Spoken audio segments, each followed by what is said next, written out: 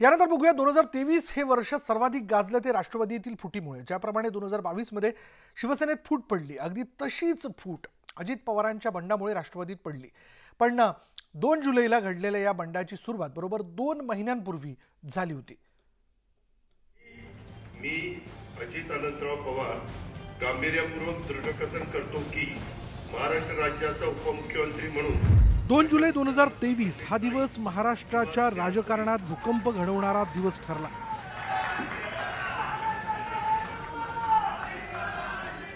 रविवारचा दिवस असल्याने महाराष्ट्रासह देशातील राजकारण काहीसं निवांत होतं, पण यात मुंबईत घडलेल्या घटनांनी महाराष्ट्रात पुन्हा राजकीय भूकंप घडवला।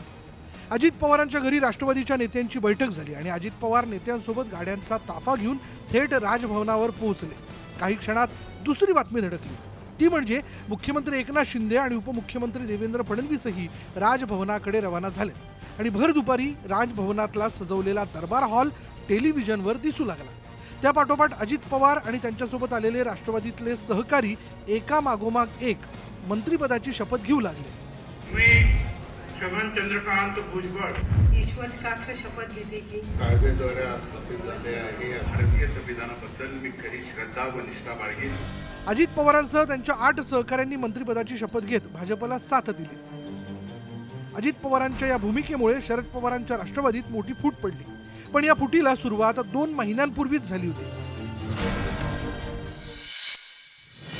अजित पवारांच्या बंडाच्या बरोबर 2 महिने आधीच म्हणजे 2 मे 2023 रोजी शरद पवारांनी त्यांच्या राष्ट्रवादी काँग्रेस पक्षाच्या अध्यक्षपदाचा राजीनामा दिला होता। राष्ट्रवादी काँग्रेस पक्षाच्या अध्यक्षपदावर निवडणूक करायचा निर्णय आज घेतलेला आहे। यावेळी जवळपास सर्वच नेत्यांनी पवारांच्या राजीनाम्याचा विरोध केला। फक्त अजित पवार यांनी राजीनामा योग्य असल्याचं सांगत कार्यकर्त्यांची कानउघडणी केली। एवढंच नाही तर त्यांनी या बैठकीत सुप्रिया सुळेंना बोलण्यापासूनही रोखलं।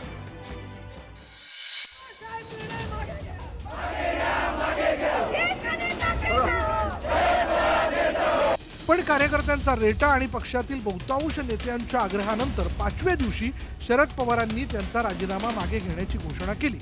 पण हे करतानाच त्यांनी सुप्रिया सुळे आणि प्रफुल्ल पटेल यांना कार्यकारी अध्यक्ष करत पक्षाची धुरा त्यांच्या हाती दिली। प्रफुल्ल पटेल आज उनके सामने हम राष्ट्रवादी कांग्रेस पार्टी के वैयक्तिक प्रेसिडेंट की जिम्मेदारी उनके कंधे पर दी। दूसरी जिम्मेदारी सुप्रिया सुळे पार्लियामेंट के सदस्य, उनको भी हम वैयक्तिक प्रेसिडेंट का अनाउंसमेंट करते हैं। शरद पवारांच्या या खेळीनं अजित पवार नाराज झाले। यानंतर पुढचे अनेक दिवस ते माध्यमांपासून दूर होते। ते काहीतरी निर्णय घेणार याची चर्चा सुरू असतानाच अजित पवारांनी त्यांच्या समर्थक आमदारांना गोळा करायला सुरुवात केली आणि अखेर 2 जुलैला अजित पवारांनी काका शरद पवारांची साथ सोडत भाजपचा हात धरला।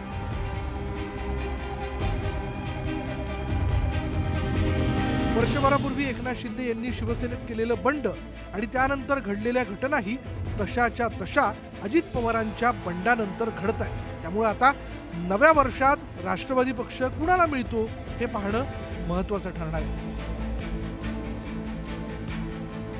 Bureau report, news 18 Lokmat.